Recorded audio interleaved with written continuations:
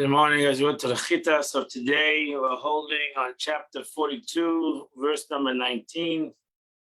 Today's Thursday is the fifth reading in the portion of Miketz. In Canaan, if you're honest. I'll keep only one of you here. You, meanwhile, take home grain for the hunger of your household.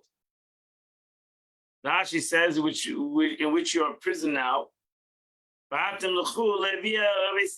your father's house. What you have purchased for the hunger of your members of your household. Verse 20, and then you'll bring me a younger daughter, a younger brother. And your words will be verified. And you'll not die. Yasu Cain, and they did so. That will be confirmed and fulfilled, like Amen. The Aminu comes from the root of the word. Yaminu is Amen, truth. Amen. That's the way it is. Verse 21, one man said to the other, we are guilty on our brother. This is all happening to us because of our brother. We saw the pain of his soul. When he begged us, and we didn't listen. Therefore, we're having this suffering. Aval Rashi says, Targum says, in truth. I also saw the in Genesis, in the Veshtaba language of Southern, Aval means Baram, in truth. Ba'aleinu, accent in the base, because it's the past tense grammar.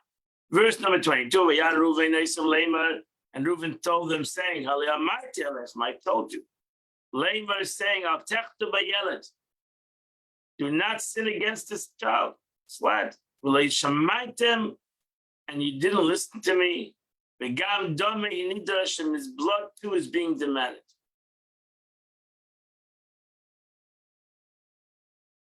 Verse 23, and they didn't know that Yosef understood the language. Because there was an interpreter that was standing usually in between them. Rashi says, and they didn't Shemaya understood their language.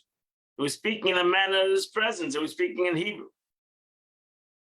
Whenever they spoke with him, the interpreter who knew Hebrew in Egypt was between them. And he would interpret their words to Yosef, and Yosef's words to them. Therefore, they thought Yosef did not understand Hebrew. Now, who was interpreting Hebrew in Egypt? She says this was Menashe. That means that Yosef was teaching his children Hebrew. He was teaching them the Hebrew language in Mitzrayim. And he became the interpreter. Yosef Aleim, so he went away from them. And he cried. Yosef Aleim, he came back to me, he said to them, he took Shimon from their midst. Yesterday, and he locked them up in front of their eyes. As he says, he distanced himself from them, they did not see him weeping. He cried because he heard they were remorseful. As Shimon, he was the one, Shimon was the guy who was the troublemaker, who cast him into the pit. It is he who said to Levi, behold, the dreamer is coming. Another explanation, Yosef wanted to separate these two brothers, Shimon and Levi. He was afraid if you let them go together, they would come up with some kind of a plan of how to destroy Egypt. He locked them up in front of their eyes. He imprisoned them only before their eyes. As soon as they left, he released them and he released them from prison. He said, enjoy life. Verse 25, Eitzava, Yosef Yamalas Kaleim Bar, and Yosef commanded, they filled their vessels with grain. Lahashik Aspeim Ishal Sake, to give each one of them the money back. The Lasit Seidel Aderach, and give them not only food for the house, give them food for the way. Ayaskein, and the servants did exactly what Yosef said. Ayisra Shivram Achamreim, and they loaded their grain on the donkeys. Ayelchum Misham, they went. Verse 27, on the way back, one of them opened the sack to give fodder for the junkie. But in the lodging, and they lodged on the way back, and he opened up and he saw the money, the bag of money which he paid for the food was in a sack. This is Levi, Rashi. The Medrash said this is Levi, who's left alone without Shimon, his companion. The Maloin, the place where they lodged at night. Amtachte, what's Amtachte is a sack. He told his brothers, my money has been returned and indeed it's my sack. And their hearts sank. And each one of them trembled, and he said to one another, what has God done to me? Done to us? The money was back in the grain. To bring us this accusation. For the money had not returned except to accuse us falsely. So now they all realize that this guy, Yosef, was setting them up. Yaakov, they came back to Yaakov to Canaan, to the land of Canaan. And they told them all of what happened. Verse 30, and he turned cautious. The man, the Lord of the land, spoke to him harshly. They accused us of spying. And he told us, and we told them we're honest people. We're not any spies. Verse 32, we have 12 brothers. We come out of one father. One of them is not here. The younger one is in the line of Canaan.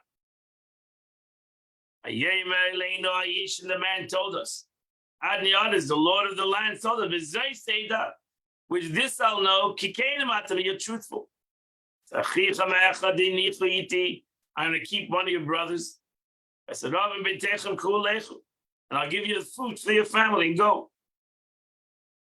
But there's one problem, verse 34. To bring a younger brother. And with that, I'll know you're not any spies. You're honest people. I'll give you back all your brother, so you can travel around the land. So you may go around like expression of a merchant's commerce, based on the fact that merchants travel around, took look for merchandise. Verse 3, and it came to pass, we emptied our sacks, and behold, we in the Ish tzedek sake. And behold, and they all had the money in their sacks. So Vayido says, the father, and they became frightened. Verse 37, 36, Yaakov told him, Avim, the father, you bereave me. Yosef is not around. Shimon Einena. Shimon is now not around. There's Binyamin Tikucha Alai. And you asking me to send Binyamin. All these troubles are come upon me. This teacher that they suspected they killed him. Shimon, just like they sold Joseph. So now he said, look, you're the second brother you got rid of. Anyone who's lost his children is called shakel, bereaved. Verse 37, Reuven told his father, my two sons should die If I don't bring him with me, I'll go and get him. Let me go take Binyamin, and I will take my 2 children as guarantors. No, it's like Yoti, give me Binyamin, Vani Yashevi Alech, I'll bring him back. So Yaakov said to Reuben, no, my son is not going with you. Yochim Mesa's brother died. He is the last son that I have from Rachel. And I know a tragedy is going to fall in the way. He'll bring down my gray head and the sorrow to the grave.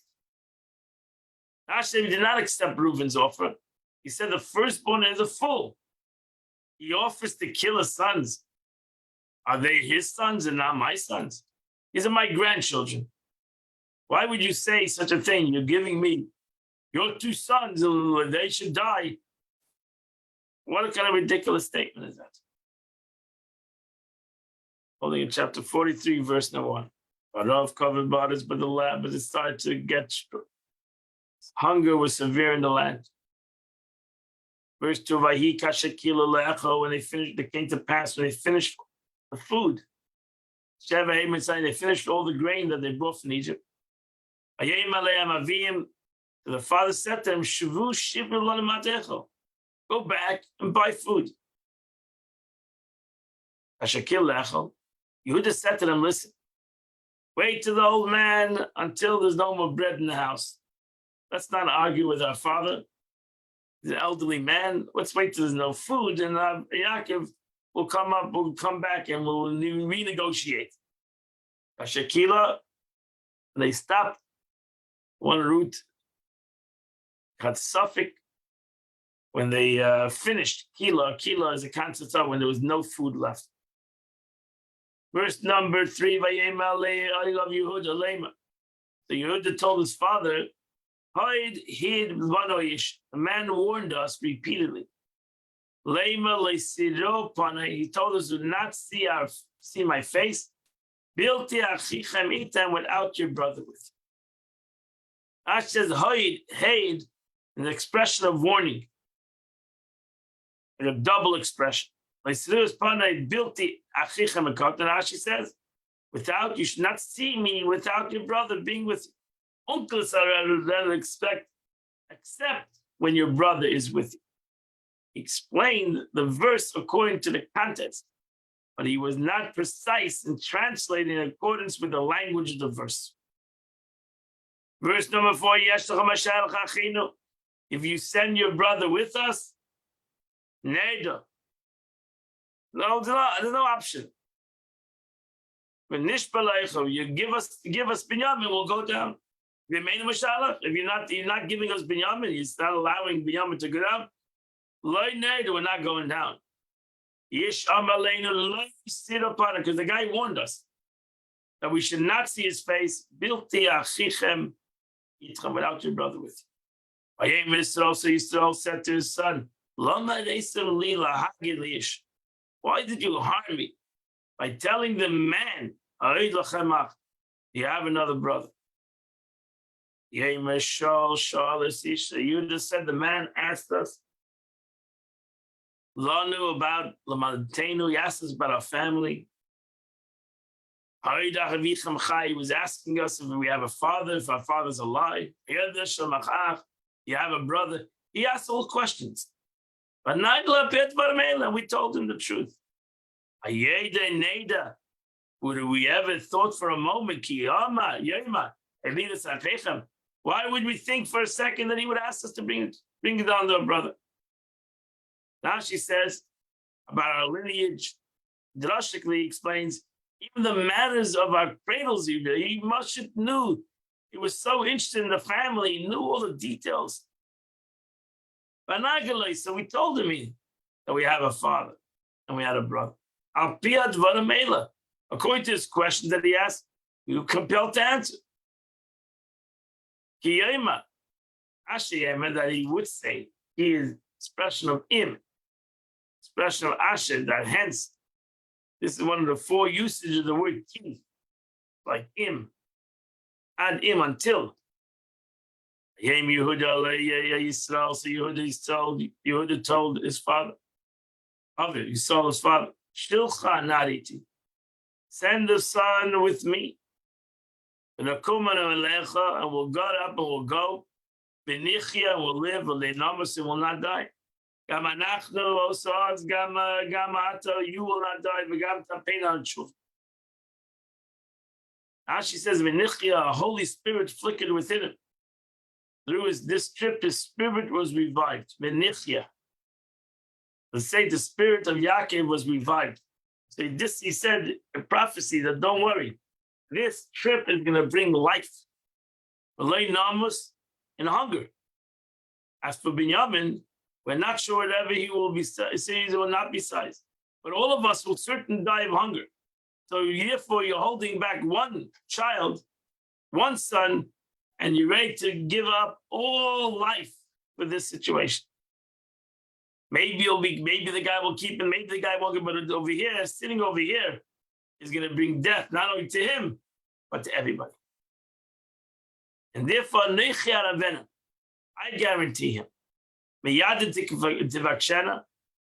From my hand, you can demand him. If I don't bring him back to you, I will have sinned against you forever. It's not that I'll bring him, you dead but alive. I'm ready to give up this world and next world to guarantee that Binyamin will come back.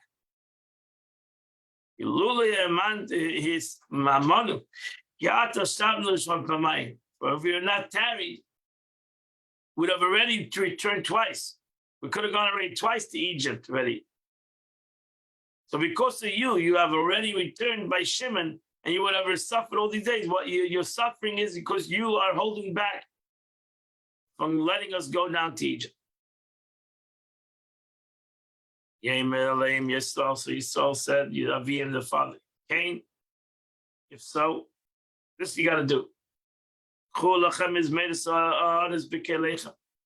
Take from the choicest products of the land in your vessels, and bring down to this man a gift. That was Yaakov Avinu. Always prepared a gift. Bring him down some balm, a little honey, wax, light, lotus, button, pistachios, gadim, almonds. Make a fruit product. That says in Cain Ephah, this is a redundant word, uses the purpose in Hebrew. If it was so that I'm compelled to do this, that I will have to send him with you, I have to search and seek where the place that he can say. Here's the solution as well as advice to give you. If I have to send him, Yaakov says, then I have to give you an advice. I got to tell you how to approach a situation. Therefore, take from the choice of the land, from the song of the land, or praise the land, which everyone sings, rejoices, that comes from the world. Wax, wax. Pistachios, betanim. I do not know what they are in the alphabetized dictionary of Rabbi Mach here. I saw that they are pistachios. I believe they are. It's mentioned the sikim is mentioned in the Mishnah. Actually, I'm not sure if it's exactly pistachios or some other kind of fruit. Kasav Mishnah K'hui B'Yetzma. And take double the money in your hand. And the money that we return to your sacks, take it with it. Perhaps there was an error. So therefore, bring him back the money that you bought the food last time and pay him, be willing to pay him double. So twice as much as the first time. First, the purchase was food, maybe the price has risen. Another two is bring him back the money. Perhaps the one appointed over the house inadvertently forgot. Verse 13, and your brother get up and go back. Shuva leish, return to the man. Kel shaka in God. Yitlachem rachmo, put compassion. Snei ish before the man. Shilachem esachichem acher, and I'll release your brother as Binyamin, and Binyamin will release too.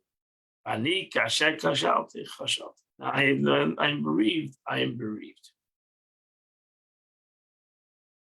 That's what he was. That's the Yaakov. First he gave a present, and now you're lacking but prayer. Before hold on praying for you. El Shakai, the word Kel Shaddai, one who grants mercy is sufficient. And one with sufficient power to grant. May he grant you compassion. This is a simple meaning. With Drashic interpretation of it is the one who says the world is enough. Sha'amar Dai. Shin Dal Yud means enough. What means the world? That the God said the world is enough. Say to my troubles enough.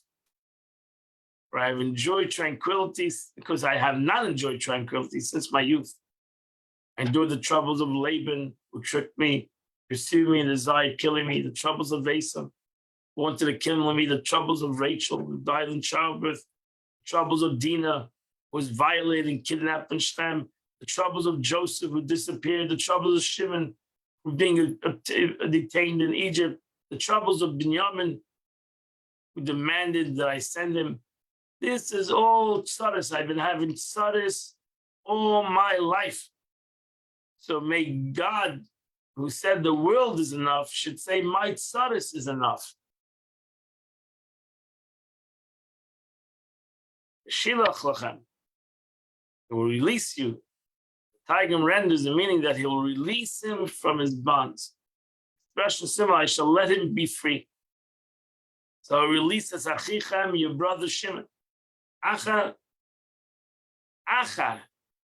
Oh, this is an extra word. It's Achichem Acha. Who's the Acha? Ruach HaKodesh Nitzuk Bay. Over here, Yaakov Avinu prophesies that there's another, Yosef li Hashem ben Acha, that Yosef will be released also in this journey. Ani, and for me, until you return, I'll be wreathed out of doubt. Shashikalti mi Yosef and Shimon, just like I'm bereaved from Yosef and Shimon, I'm bereaved from Binyamin. So the men took this gift. As I said, Mishne Kasav Lach Binyamin took double the money. As Binyamin, they went with Binyamin. Vayakumu, Vayerdu Mitzrayim. They went and they got up and they went down to Mitzrayim. Yamdu Lefnei Yosef, and they stood before Yosef. Ash says Binyamin, they led the Binyamin, meaning the Oculus states the verb Nisav, they took. Out of the body, led away. This is because they expect to take money and taking them first are not the same in Aramaic. Most of us have the picture of Binyamin as a small child, but we all know that Binyamin over here had already 10 children, 10 sons. So he was far from a child. Okay, this completes the Chumash of the day. We now go to the Tanya today. We are in the 4th chapter of Tanya. So the Alter Rebbe explained, until now, explained that the divine soul has 3 garments. So we explained it yesterday, started the 4th chapter of Tanya. Alter Rebbe explained that this neshama has 4 garments, in which it's clothed itself. The thought, speech, and action of Torah and its commandments, right? So that's the expression. The way the neshama expresses itself. It expresses itself through its garments, through Torah mitzvahs. The neshama is a godly entity, and that God sends down into the world. How does this godly entity express itself? How does this godly entity affect what it's coming down to? And that is that the godly entity needs to have mitzvahs, needs to have the Eibush needs to give the godliness something to express itself in.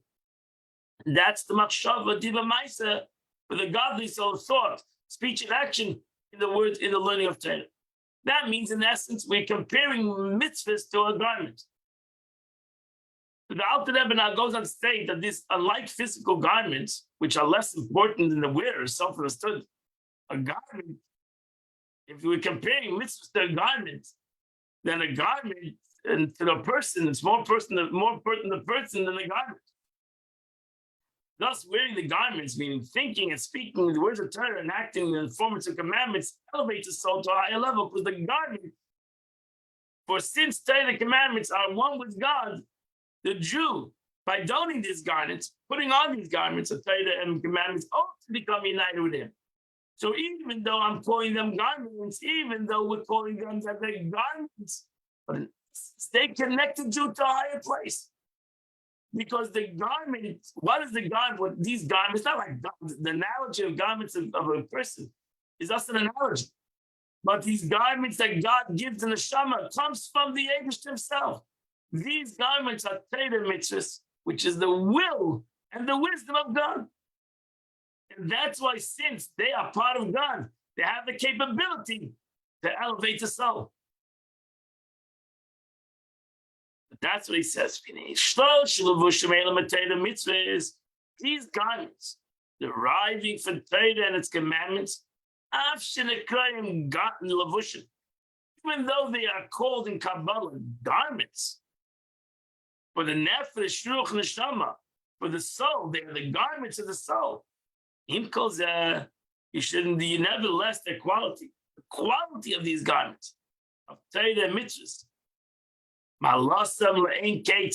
they're much higher than the soul. They're much higher than the soul. Al nefesh, ruach, neshama, they're much higher than the neshama, than the nefesh, ruach, neshama.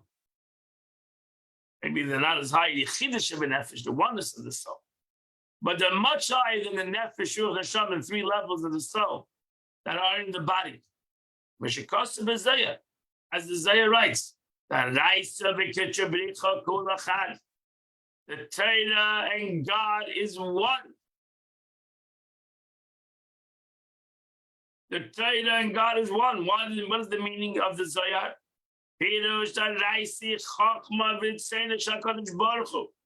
The Torah is the wisdom and the will of God.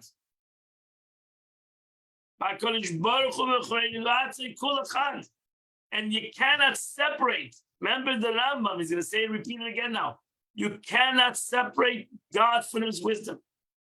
By a human being, there's a separation from the knower and the knowing and the knowledge. By God, it's all one. So the wisdom of God is God.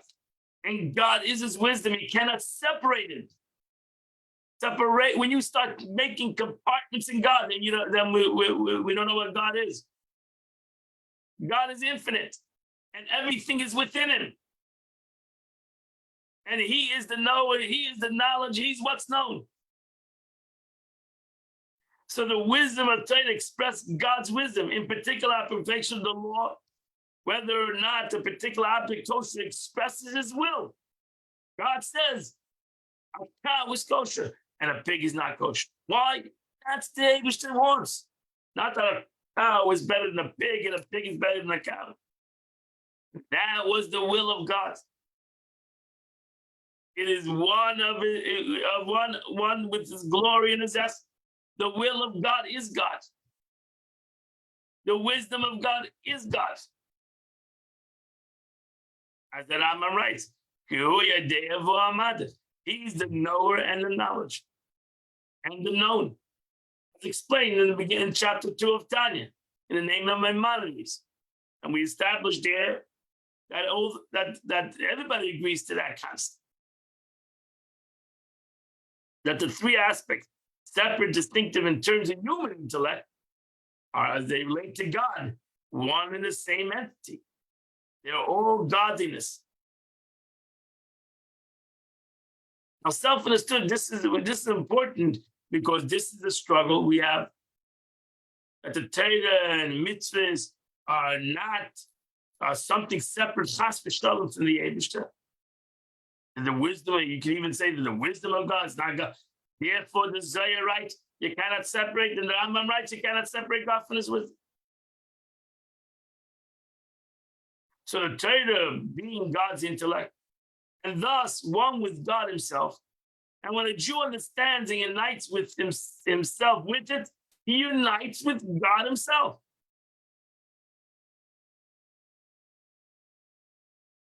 From the above, we understand that since the garments of thought, speech, and the Torah study, and the active performance of commandments are united with God, that even higher than the soul itself.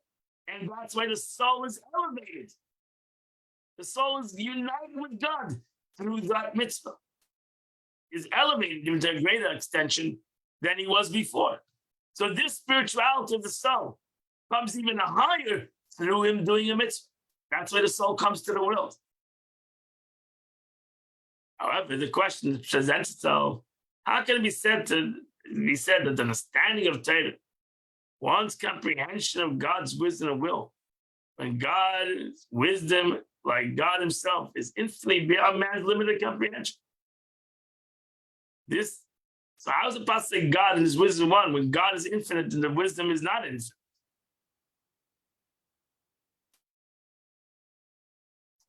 Seemingly, right? So you learn a pasuk in the Torah, I understand it. Very limited. I understand its limitation. I learn Rashi, the Pshuta Shemikra. So here, simple meaning of the verse is part of Torah. And God is infinite. So how is it possible for an infinite concept to come down into pasuk, which is very finite? And as I said yesterday, the verse never leaves a simple meaning. A question. After Kodesh Baruch Hu Nikan says, even though God is infinite, who lost a chayk, and his greatness is never getting phantom God's greatness. As we said, less machshava tfis beklal, no thought can apprehend him. So too his will and his wisdom is infinite and unfathomable. And it says, there's no searching of his understanding. It says openly, when you search to understand God, you will find. And it says, my thought is not your thought. So thus, human thought is incapable of grasping God's thought. How then can it be said in understanding Torah, man grasps God's wisdom? That's a contradiction.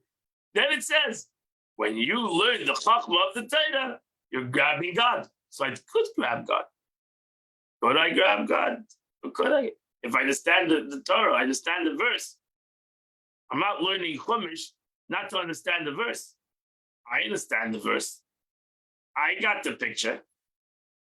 So therefore, I could understand the verse. I can learn Shulchan Aruch, understand the law. I can learn Gemara, understand the concept. So I do grab God. So to this, the Alter Rebbe answers that God's compressed and lowered his wisdom, clothed in the physical terms and objects of the Torah. And the Alter Rebbe is going to say a very important expression. The Gemara says, and listen to this carefully. The commandments so that it might be accessible to humans' intelligence in order for man to thereby unite with. The Eibishter lowered himself in the Torah, so to say. In the Amru Zalzeh, the sages say on this, the Makim Shatamitza Gedulasei, where you find the greatness of God, Shamata Meitzam Vesnose, there you'll find his humility. Meaning, how can we approach God's greatness and find it and be united with it? Through his humility, by lowering himself to our level. That's which, if you're going to say God cannot come into a finite, then you're limiting him. The greatness of God is the infinite and he's finite.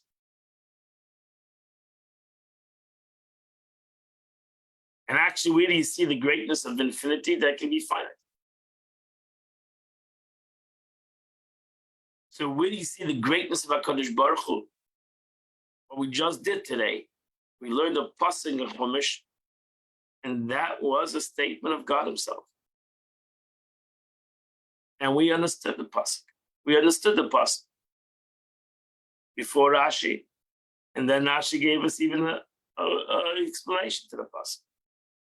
So we understood it even better. Now, are there deeper concepts in this pasuk? 100%. We said every pasuk, every word in the Torah has pardis. It has pshat, and them as just said. So everything has deeper and deeper. But did we understand the simple pasuk? Yes, we did. Did we understand the pshat? Yes, we did. That's the greatness that a 5-year-old child, God doesn't only talk to a genius, He talks to a 5-year-old child. That even the 5-year-old child can open up a chumash and understand the pasuk. And in essence, God is talking to this 5-year-old child.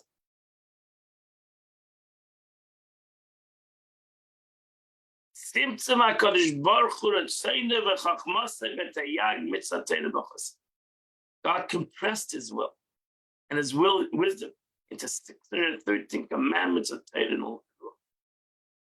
In essence, only God can do that again. I cannot compress God. I cannot box the Eibishter. God is infinite, can compress Himself.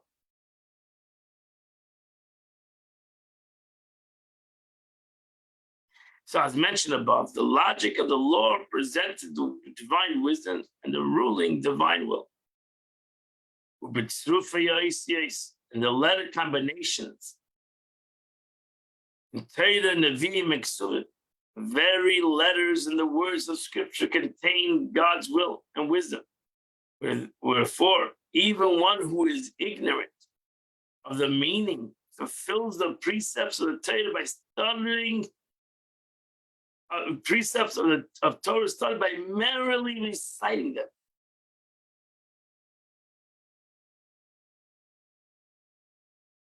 By merely reading the pasuk. Torah Shebiksav is to read the pasuk. And that's why we make a bracha on the reading of the Torah, even though many people do not know what is being read. They have no comprehension. They're just hearing the words. Because in these words is God.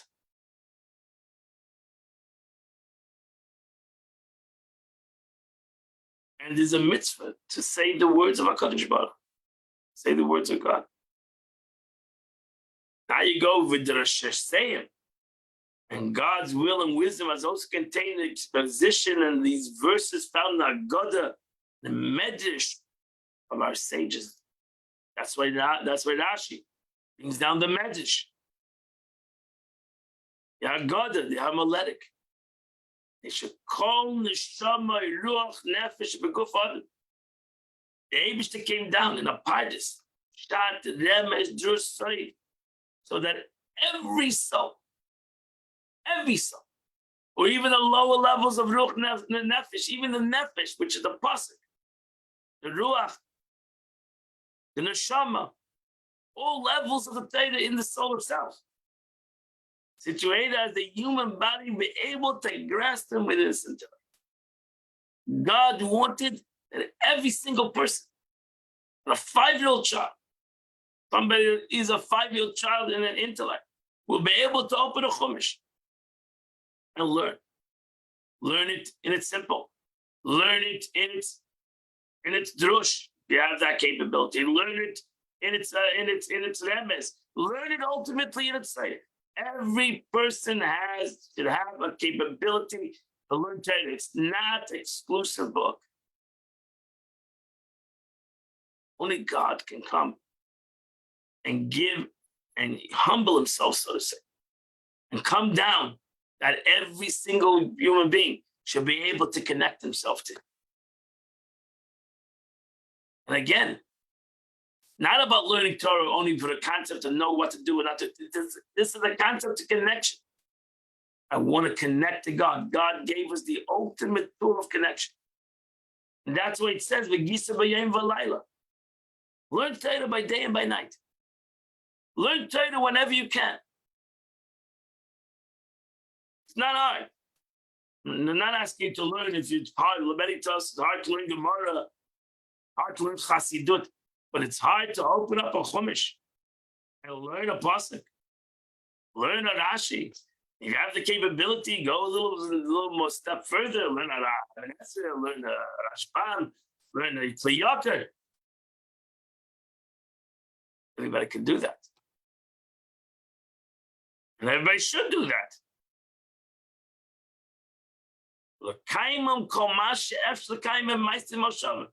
In order that the nefesh felt to fill them. That's what you understand. When it says the Eibush doesn't give, God doesn't ask a person something he cannot do. Everything in the Torah is accessible, acquirable, attainable. The Eibush does not ask a person for something he cannot do. Everything he can do. If he wanted to do it, he can do it. Because he brought it down in a simple terms. There's no grace or secrets. There is ultimately, if you want to go into Kabbalistic concepts, but simple pasuk.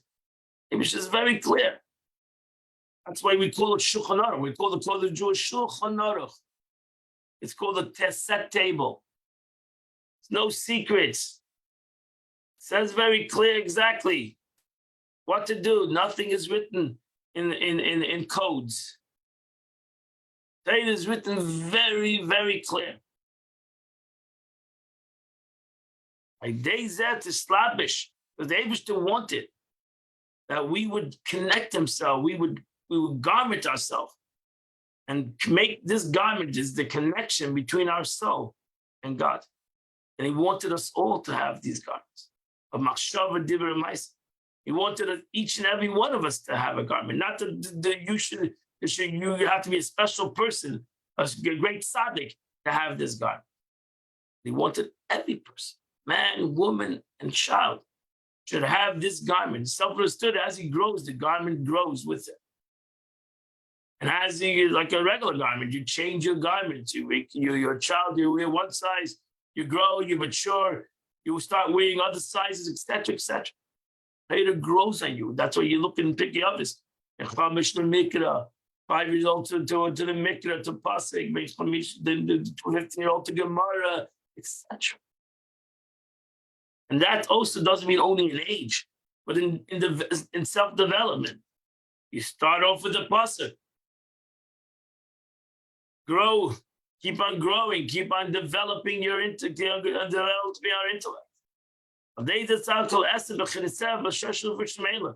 thereby clothing itself in the all 10 faculties of my soul in these 3 garments: thought, speech, and action of the Torah. Therefore, the Torah is compared to water. Just like the water comes from a very high place and it goes to the lowest levels. Torah comes to the very high place, comes to the lowest levels. The water which reaches the lower levels is the same water that left its source from the highest level.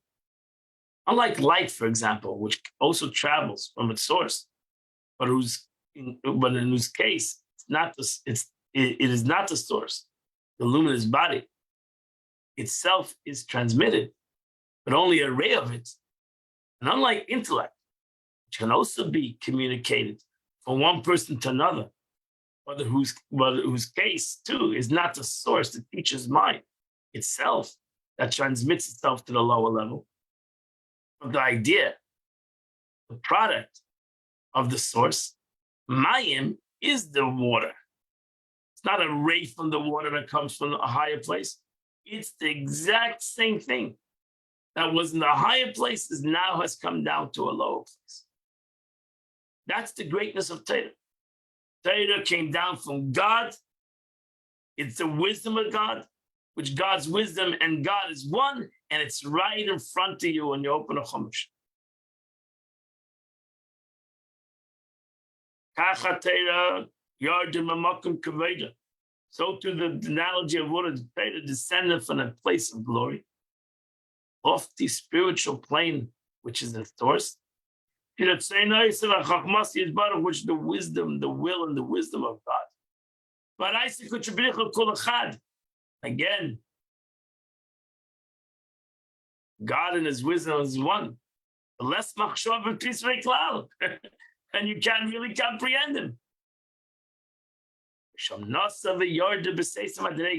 This water, this wisdom went down, journeyed, and descended hidden stages, stage after stage. Seder Shtaushlus. Remember the word Seder Shtaushlus? We said that in chapter 2. Seder Shtaushlus, the descent, the order of descent, the chain-like order of interconnected spiritual worlds, right? We mentioned that. The Torah comes from God, comes through the world of Atzilus, comes through the world of Bria, comes through the world of Yitzhira. It's going to happen in a second.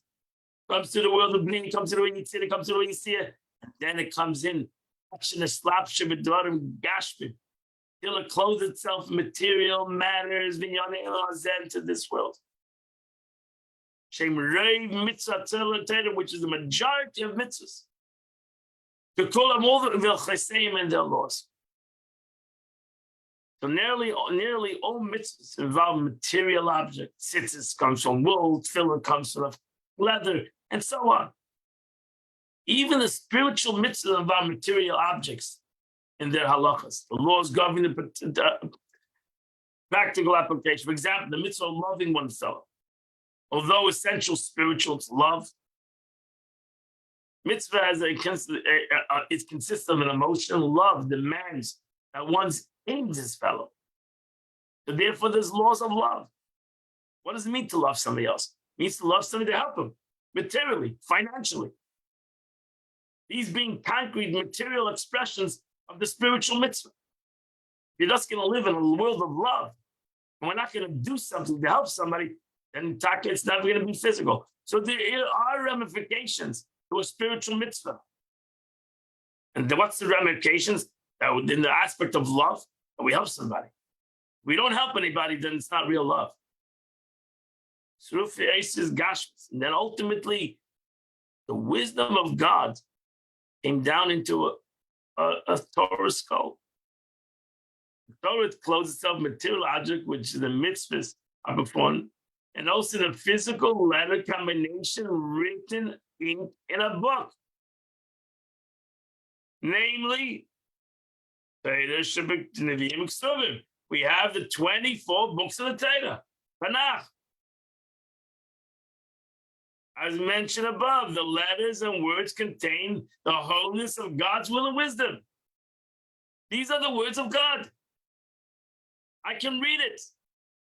You can read it. Devar Hashem. Reading the Torah is reading Devar Hashem. Reading the Torah is reading the words of God. Where God came down, so to say, into a letter, into a word. Why did He do that?